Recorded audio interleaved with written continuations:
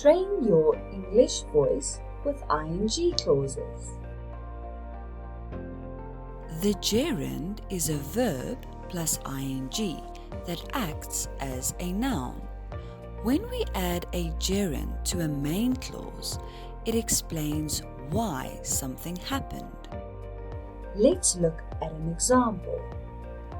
Ben hurt his neck. He was driving his car. The sentence becomes Ben hurt his neck driving his car. When you are using two verbs that happen at the same time, you will add ing to the verb that is the longer action. Let's look at an example. John cut himself. He was shaving. This becomes John cut himself shaving. Let's look at another example. Sally broke her leg. She was skiing. Two verbs happening at the same time. Sally broke her leg skiing. The longer action gets the ing. When one happens before or after another, we use having done or after plus verb ing. Let's look at a before example. He cut himself. He stopped.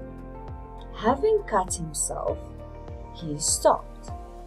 Let's look at another example. She broke the broom. She stopped sweeping. This sentence becomes having broken the broom, she stopped sweeping.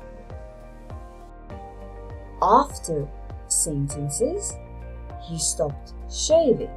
He cleaned his face. After stopping, he cleaned his face. Another example. She stopped sweeping. She threw away the broom.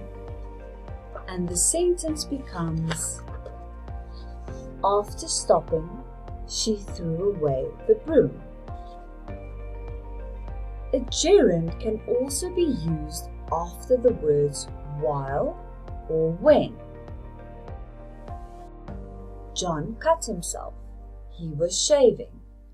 John cut himself while shaving. Be careful when shaving, John. Another example. Sally fell asleep. She was watching television. This sentence becomes Sally fell asleep while watching television.